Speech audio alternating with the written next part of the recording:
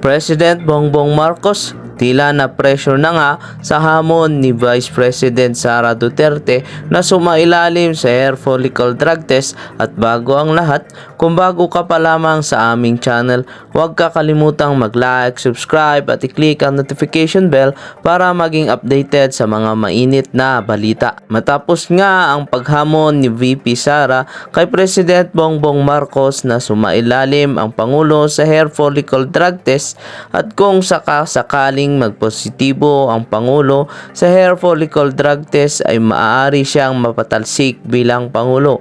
Ito nga ay kinumpirma ni dating Palace spokesperson Attorney Harry Roque sa kanyang interview.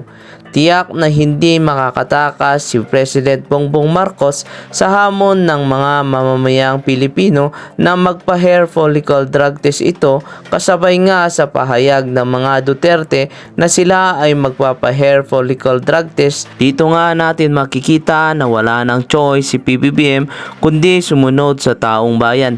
Isa nga sa naging tanong kay Attorney Harry Roque ay kung sakasakali raw na magpositibo ang Pangulo, ano raw ba ang magiging resulta nito. Sinigurado naman ng dating Palace spokesperson na si Attorney Harry Roque na maaaring ma-impeach ang Pangulo dahil isa raw na hindi tinatanggap ng sandigang batas ay ang Pangulo na nasa impluensya ng droga. Maaari daw itong magbitiw sa pwesto o pwede siyang magparehab at manatili sa pwesto, pero ang hahalili sa kanya ay si Vice President Sara Duterte.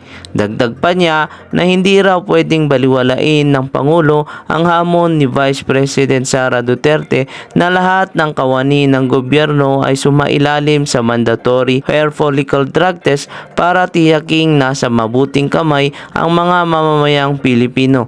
At ayon pa kay Attorney Harry Roque, oras na hindi magpasya si PBBM na sumailalim sa hair follicle drug test ay siya ay guilty at gumagamit ng illegal na droga. Heto at ating panoorin ang buong interview ni Attorney Harry Roque sa paninindigan niya na sumailalim nga raw si PBBM para mapatunayan kung totoong hindi siya gumagamit ng illegal na droga. At bago tayo magpatuloy, huwag kakalimutang mag-like, subscribe at i-click ang notification bell para sa mga nagbabagang balita. Pwede na ba nating simulan ang impeachment dito? Kasi I think it's an impeachable offense pagka, wala ba si folks? Kapag yung kakayanan ng Pangulo dahil sa lulong siya sa droga, yung being unfit to lead. Impeachable po ang paggamit ng pinagbabawal na droga. Lalong-lalo na sa napakadami ng ebidensya na nakikita natin at hindi po nagpapasinungaling o hindi umaamin ang ating presidente. Attorney, kung sakali man makakumpirma o maging positibo si Pangulong Bongbong Marcos nga na gumagamit ng illegal na droga, kung sakali man, dapat ba siyang magdeklara?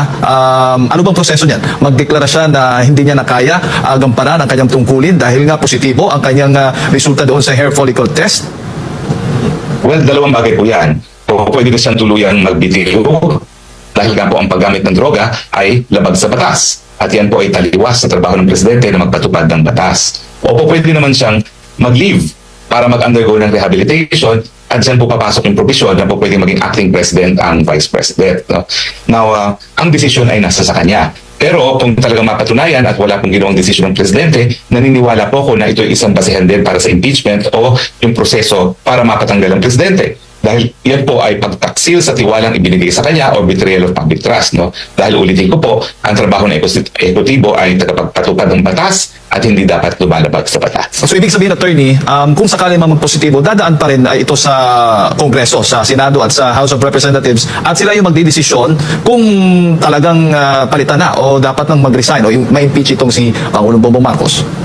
Well, hindi po palagi dadaan sa Kongreso. Kapag dumaan po tayo sa ruta ng impeachment, siyempre dadaan yan sa Kongreso at sa Senado. Kasi kinakailangan magkaroon ng 2/3 vote tapos makakarating yan sa Senado at Senado naman ang uupo bilang isang impeachment court. No? Pero kapag ang desisyon naman ay mag-resign, nakipresidente na po yan. At ganyan din po ang proseso kapag siya ay mag-leave at magtatalaga ng acting president. Tutugunan niya itong mga panawagan na siya magpa-hair follicle test. Sa tingin mo, itong pagpapa-hair follicle test ni VP Sara Duterte ay mahihikayat na ang Pangulong Bongbong Marcos na siya na rin ang sumunod? Sa tingin ko po, no, kasi kung ang pangalawang pinakamataas na opisyales pumayag na sumalang sa proseso, nang ninanais lang naman ay siguraduhin na nasa tamang pag-iisip ang mga pinakamatataas na nalilingkod ng bayan, wala naman po siguro mawawala kung susunod sa yapak ni Vice President ang ating Presidente, dahil siya naman po ngayon ang pinagdududahan dahil nagkaroon po ng video na na-authenticate at nandiyan din po yung eyewitness account ng isang Cathy Binag at yung mga dati nang sinabi ng Presidente Duterte na meron siyang nakitang ebidensya na nung nakaraan siya gumagamit ng pinagbabawal na gamot, at syempre nandiyan din yung mga confidential informants ni Agent Morales, no, na nagsabi rin na may mga nakakita na gumagamit ng cocaine ang ating. Meron pang isang malaking pagkakaiba. Although magkahalintulad sila sa pagiging diktador at saka yung kanid sa kapangyarihan at sa pera na gustong i-sequester ito, di ba? Mag-ama na mag-ama talaga itong mga Marcos na ito at huwag nating kakalimutan yan. Okay, so pero may isang pagkakaiba sila. Walang binintang na cocaine addict si Ferdinand Marcos Sr. Pero itong Junior, yan yung ibinibintang sa kanya at hindi niya hinaharap yan. At para sa akin, kahit siguro doktor ako o kahit di ka siguro doktor, dapat alam mo kung ano ang cocaine addict. Nakakagimbal ang nakikita natin ngayon. Malagim ang Bongbong Marcos presidency. At ako lagi ko nakokonekta ko lahat yan sa pagkalulong niya sa cocaine na hindi naman niya dinideny at ayaw niya na magpa-drug test, no? Talagang wala siyang iniiwasan niya at wala siyang salita tungkol diyan. May tanong lang ako kay Spokes, ano ba 'yon? Pwede na ba nating simulan ang impeachment dito? Kasi I think it's an impeachable offense kapag yung kakayanan ng Pangulo dahil sa lulong siya sa droga, yung being unfit to lead. Naniniwala po ako at naninindigan na ang paggamit ng pinagbabawal na droga ay impeachable. Ito po ay betrayal of public trust, pagtaksil sa tiwala na ibinigay ng taong bayan sa isang opisyalis. Ang ekotibo po ang tagapagpatupad ng mga batas. Ibig sabihin po niyan, siya dapat ang nangunguna sa krusada laban sa pinagbabawal na droga at hindi dapat gumagamit. Hindi pa po tayo sigurado na siya ay gumagamit. Pero nakapagtataka po, bagamat nandiyan na ang mga ebidensya, meron pong video evidence, merong testimonial evidence si Cathy Binag, nakakabingi po ang katahimikan ng ating Presidente. At ngayon po, kaya po ako pinupuntiryan ng Malacanang, ako pong ang pinagbibintangan na ako daw ang source ng video. Kaya ang order ni Speaker Romualdez, gurgurin yan si Harry Roque sa kamera. Alam niyo po, unang-una, si Maharlika po ay kasama ninyo dati. Siya po ang pinaka-loyal sa lahat ng loyalist. Nagtataka pa ba kayo na makakakuha siya ng mga ebidensya na dapat manggaling lamang sa napakalapit sa inyo? Siya po ang number 1 loyalist ninyo. Ako po, wala akong kakilalang loyalist sa totoo lang. Dahil ako po, hinayaan kong mabudol ang aking sarili dahil ako po nais kong paniwalaan na ang kasalanan ng ama ay hindi kasalanan ng anak. Pero tayo po'y nabigo.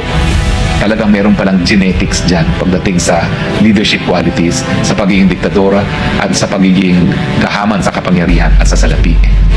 Nagsisisi na po tayo pero narariyan na yan.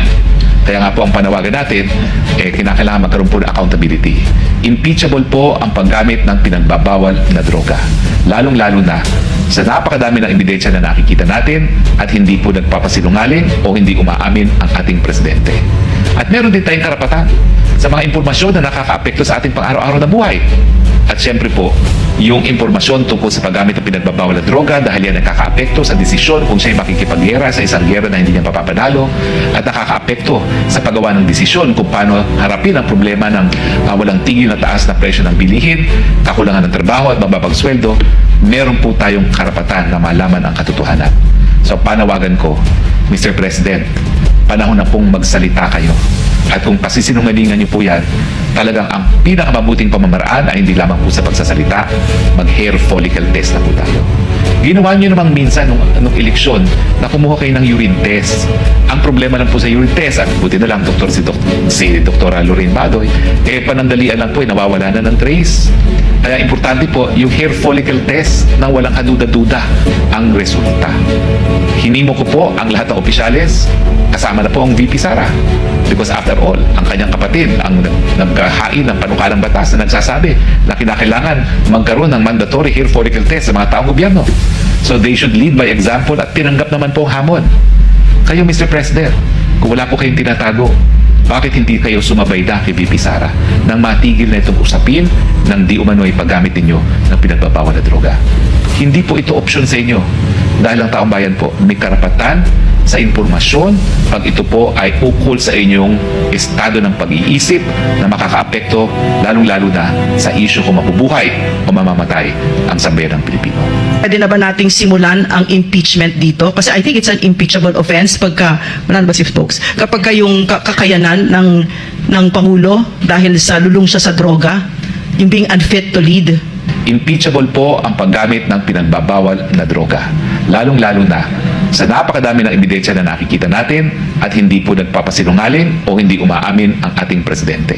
Attorney, kung sakali man makumpirma o maging positibo si Pangulong Bongbong Marcos nga na gumagamit ng illegal na droga, kung sakali man, dapat ba siyang magdeklara? Ano bang proseso niyan? Magdeklara siya na hindi niya nakaya gampanan ang kanyang tungkulin dahil nga positibo ang kanyang resulta doon sa hair follicle test? Well, dalawang bagay po yan. O pwede ko siyang tuluyang magbitiw dahil nga po ang paggamit ng droga ay labag sa batas. At yan po ay taliwas sa trabaho ng presidente na magpatupad ng batas. O po pwede naman siyang mag-leave para mag-undergo ng rehabilitation at dyan po papasok yung provision na po pwede maging acting president ang vice president. No? Now, ang desisyon ay nasa sa kanya. Pero kung talagang mapatunayan at wala pong ginawang desisyon ng presidente, naniniwala po ko na ito ay isang basehan din para sa impeachment o yung proseso para mapatanggal ang presidente. Dahil yan po ay pagtaksil sa tiwalang ibinigay sa kanya o betrayal of public trust. No? Dahil ulitin ko po, ang trabaho ng ekutibo ay tagapagpatupad ng batas at hindi dapat lumalabag sa batas. So ibig sabihin, attorney, kung sakali man magpositibo, dadaan pa rin ito sa Kongreso, sa Senado at sa House of Representatives at sila yung magdidesisyon kung talagang palitan na o dapat nang mag-resign o ma-impeach itong si Pangulong Bongbong Marcos. Well, hindi po palagi dadaan sa Kongreso. Kapag dumaan po tayo sa ruta ng impeachment, siyempre dadaan yan sa Kongreso at sa Senado. Kasi kinakailangan magkaroon ng 2/3 vote tapos makakarating yan sa Senado at Senado naman ang uupo bilang isang impeachment court. No? Pero kapag ang desisyon naman ay mag-resign, naki-presidente na po yan. At ganyan din po ang proseso kapag siya ay mag-leave no? At magtatalaga ng acting president. Tutugunan niya itong mga panawagan na siya ay magpa-hair follicle test. Sa tingin mo, itong pagpapa-hair follicle test ni VP Sara Duterte ay mahihikayat na ang Pangulong Bongbong Marcos na siya na rin ang sumunod? Sa tingin ko po, no? Kasi kung ang pangalawang pinakamataas na opisyales pumayag na sumalang sa proseso, nang ninanais lang naman ay siguraduhin na nasa tamang pag-iisip ang mga pinakamatataas na nalilingkod ng bayan, wala naman po siguro mawawala kung susunod sa yapak ni Vice President ang ating presidente dahil siya naman po ngayon ang pinagdududahan dahil nagkaroon po ng video na na-authenticate at nandiyan din po yung eyewitness account ng isang Cathy Binag at yung mga dati nang sinabi ng Presidente Duterte na meron siyang nakitang ebidensya na nung nakaraan siya gumagamit ng pinagbabawal na gamot at syempre nandiyan din yung mga confidential informants ni Agent Morales no, na nagsabi rin na may mga nakakita na gumagamit ng cocaine ang ating. Meron pang isang malaking pagkakaiba. Although magkahalintulad sila sa pagiging diktador at saka yung kanid sa kapangyarihan at sa pera na gustong i-sequester ito, di ba? Mag-ama na mag-ama talaga itong mga Marcos na ito at huwag nating kakalimutan yan. Okay, so pero may isang pagkakaiba sila. Walang binintang na cocaine addict si Ferdinand Marcos Sr. Pero itong Junior, yan yung ibinibintang sa kanya at hindi niya hinaharap yan. At para sa akin, dahil siguro doktor ako o kahit hindi ka siguro doktor, dapat alam mo kung ano ang cocaine addict. Nakakagimbal ang nakikita natin ngayon. Malagim ang Bongbong Marcos presidency. At ako lagi ko nakokonekta ko lahat yan sa pagkalulong niya sa cocaine na hindi naman niya dinideny at ayaw niya na magpa-drug test. No? Talagang wala siyang iniiwasan niya at wala siyang salita tungkol dyan. May tanong lang ako kay Spokes, ano ba yon?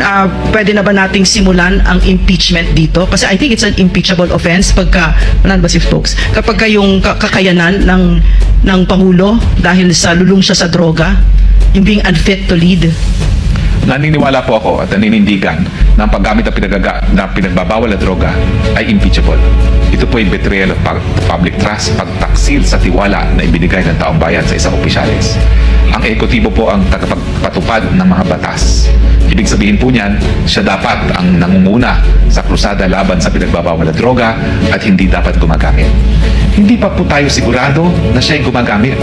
Pero nakapagtataka po, bagamat nandiyan na ang mga ebidensya, meron pong video evidence, merong testimonial evidence si Cathy Binag, nakakabingi po ang katahimikan ng ating presidente. At ngayon po, kaya po ako pinupuntiryan ng Malacanang, ako pong ang pinagbibintangan na ako daw ang source ng video. Kaya ang order ni Speaker Romualdez, gurgurin yan si Harry Roque sa kamera. Alam niyo po, unang-una, si Maharlika po ay kasama ninyo dati. Siya po ang pinaka-loyal sa lahat ng loyalist. Nagtataka pa ba kayo na makakakuha siya ng mga ebidensya na dapat manggaling lamang sa napakalapit sa inyo? Siya po ang number 1 loyalist ninyo. Ako po, wala akong kakilalang loyalist sa totoo lang. Dahil ako po, hinayaan kong mabudol ang aking sarili dahil ako po nais kong paniwalaan na ang kasalanan ng ama ay hindi kasalanan ng anak. Pero tayo po'y nabigo. Talagang meron palang genetics dyan pagdating sa leadership qualities, sa pagiging diktadora at sa pagiging kahaman sa kapangyarihan at sa salapi. Nagsisisi na po tayo pero narariyan na yan. Kaya nga po ang panawagan natin, kinakailangan magkaroon po ng accountability. Impeachable po ang paggamit ng pinagbabawal na droga. Lalong-lalo na sa napakadami ng ebidensya na nakikita natin at hindi po nagpapasinungaling o hindi umaamin ang ating presidente. At meron din tayong karapatan sa mga impormasyon na nakakaapekto sa ating pang-araw-araw na buhay. At syempre po, yung impormasyon tungkol sa paggamit ng pinagbabawal na droga dahil yan nakakaapekto sa desisyon kung siya'y makikipaggera sa isang gera na hindi niya papapanalo at nakakaapekto sa paggawa ng desisyon kung paano harapin ang problema ng walang tigil na taas na presyo ng bilihin, kakulangan ng trabaho at mababang sweldo. Meron po tayong karapatan na malaman ang katotohanan. So panawagan ko, Mr. President, panahon na pong magsalita kayo. At kung pasisinungalingan niyo po yan, talagang ang pinakamabuting pamamaraan ay hindi lamang po sa pagsasalita, mag-hair follicle test na po tayo. Ginawa niyo namang minsan nung eleksyon na kumuha kayo ng urine test. Ang problema lang po sa urine test, at buti na lang si Dr. Lorraine Badoy, panandalian lang po, nawawala na ng trace. Kaya importante po yung hair follicle test na walang kaduda-duda ang resulta. Hinimo ko po ang lahat ng opisyales, kasama na po ang VP Sara. Because after all, ang kanyang kapatid ang naghahain ng panukalang batas na nagsasabi na kinakailangan magkaroon ng mandatory hair follicle test sa mga taong gobyerno. So they should lead by example at tinanggap naman po ang hamon. Kayo, Mr. President, kung wala po kayong tinatago, bakit hindi kayo sumabay na kay VP Sara nang matigil na itong usapin ng di umano'y paggamit ninyo ng pinagbabawal na droga? Hindi po ito option sa inyo dahil ang taong bayan po may karapatan sa impormasyon pag ito po ay ukol sa inyong estado ng pag-iisip na makakaapekto lalong-lalo na sa isyu kung mabubuhay o mamamatay ang sambayan ng Pilipino.